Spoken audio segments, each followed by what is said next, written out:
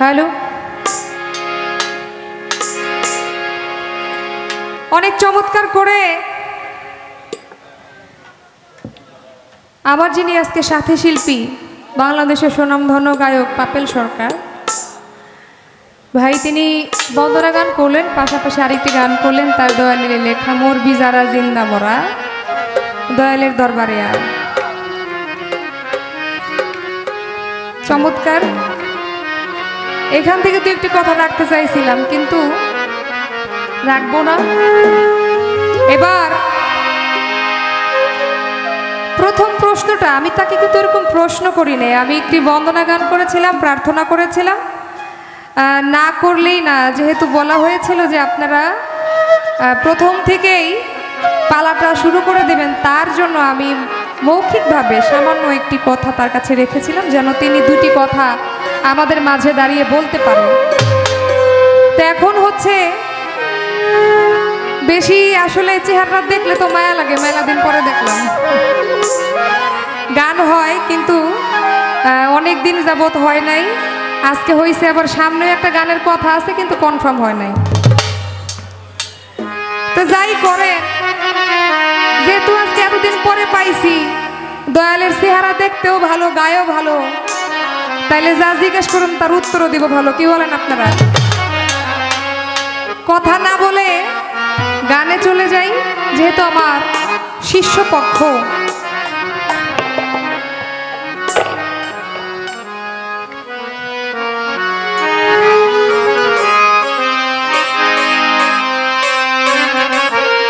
একজন শিষ্য ভক্ত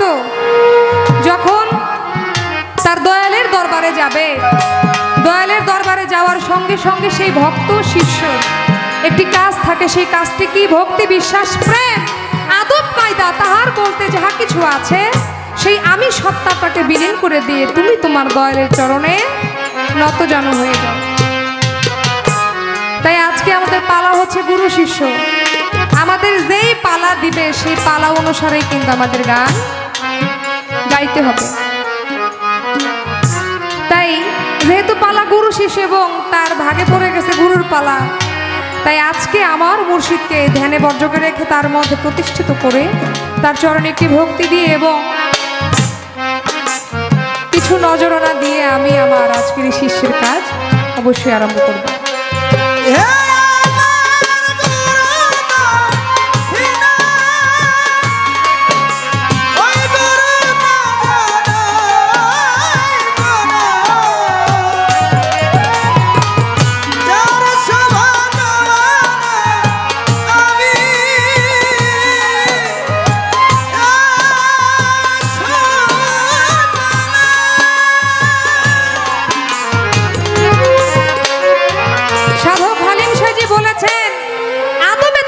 যাকে মহাপতের বাজারে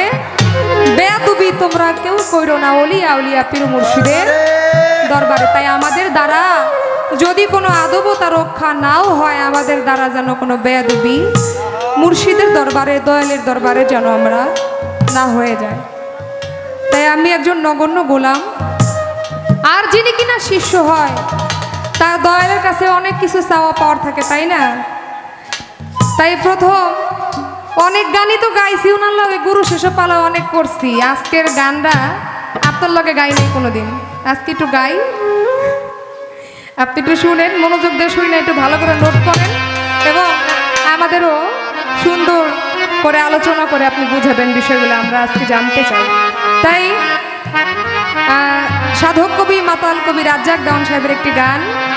দিয়ে শুরু করি, তারপরে আরেকটি গান করার আমি চেষ্টা করব।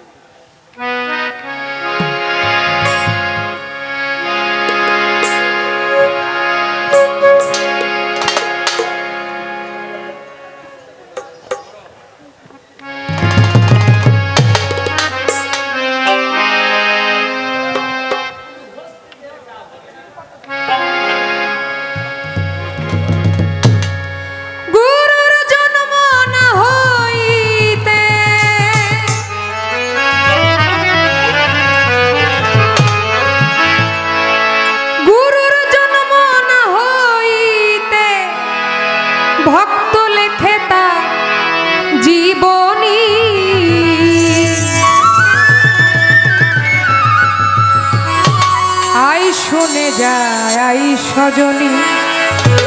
আজব গুরুর কাহিনী আয় শুনে যায় সজনী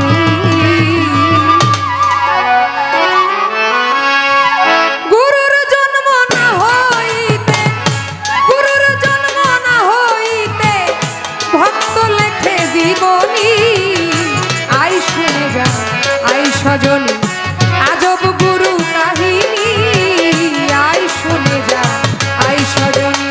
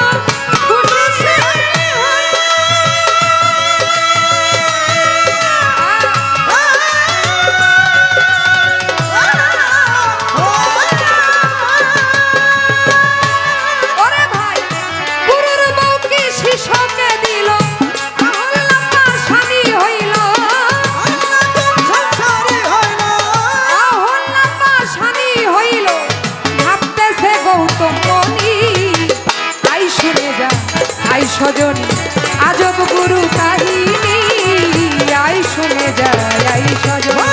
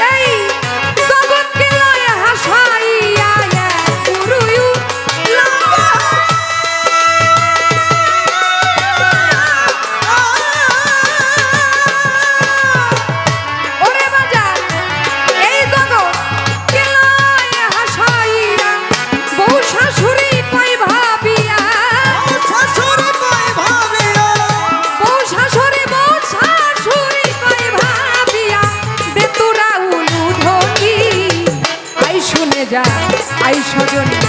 আজব গুরুর কাহিনী আই শুনে যায় আই সজনী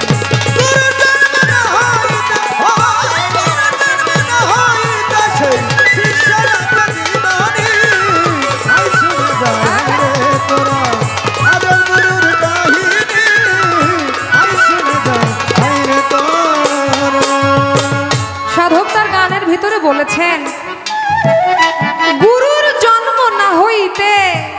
ভক্ত লেখে তার জীবনী আয় শুনে যা আয় সজনী আজব গুরুর কাহিনী আয় শুনে যা আয় সজনী এখানে দয়াল এখানে কোন গুরুর কথা বলা হয়েছে যে গুরুর জন্মই হয় নাই কিন্তু শিষ্য তার জীবনী লিখতেছে সেই গুরুটাকে ছিল সেই শিষ্যটাকে ছিল এবং সেই শিষ্য কতটা পাওয়ারফুল হইলে কতটা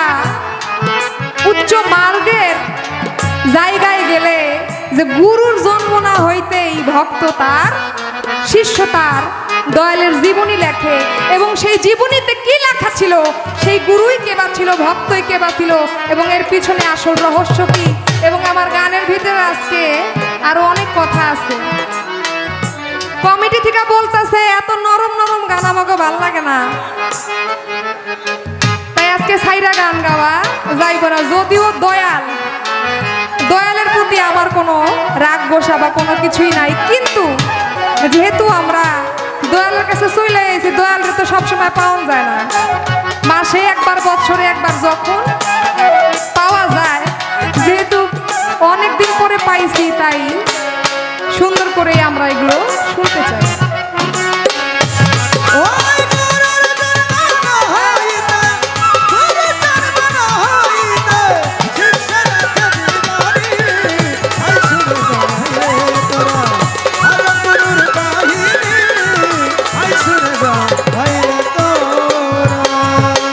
দয়াল গুরুর এমন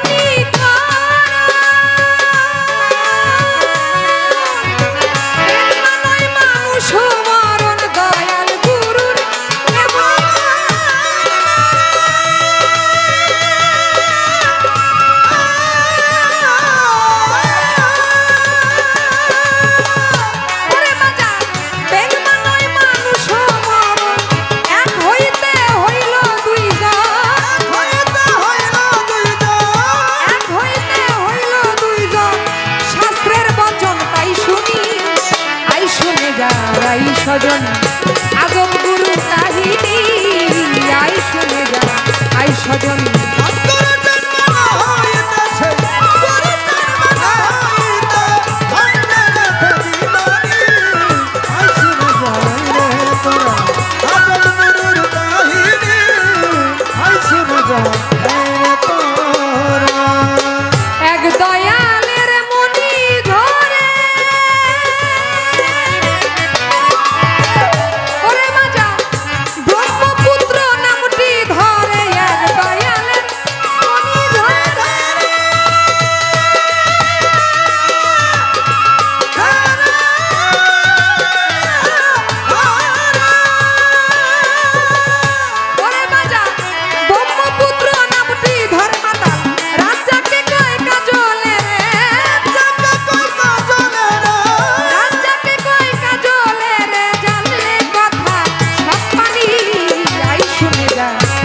স্বজন আজব গুরু কাহিনী আই শুনে যায় স্বজন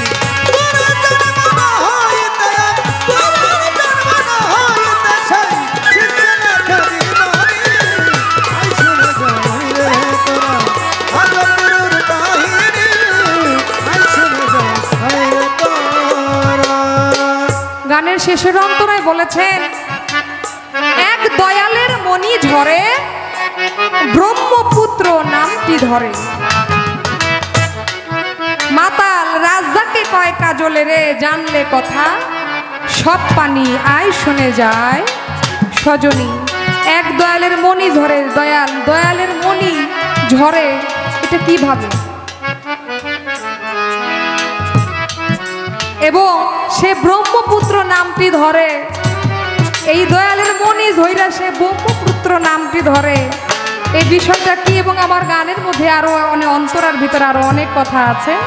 অবশ্যই আমার দয়াল জ্ঞানবান আর দয়ালের কাছে কখনো কোনো কিছুর অভাব থাকে না যেমন সমুদ্রের তলদেশে মণিমুক্তা হীরা কাঞ্চন পাওয়া যায় তেমনি দয়ালের কাছেও আছে কোনো ভক্ত কোনো শিষ্য যদি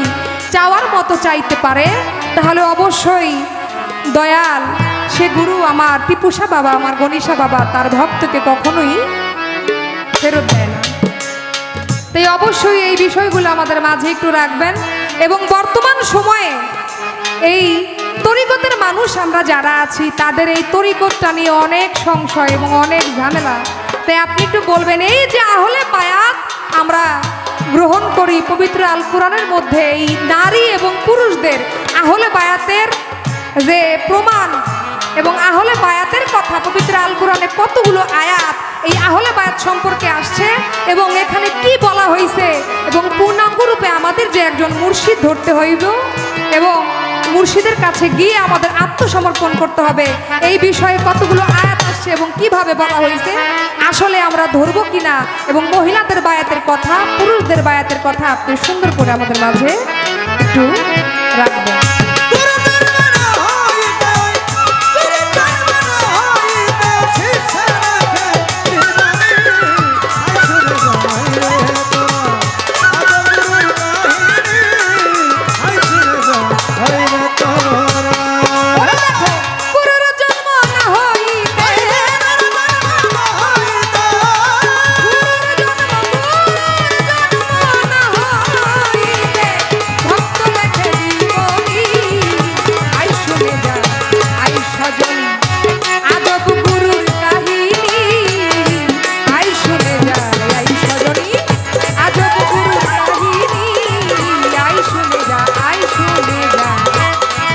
সজনী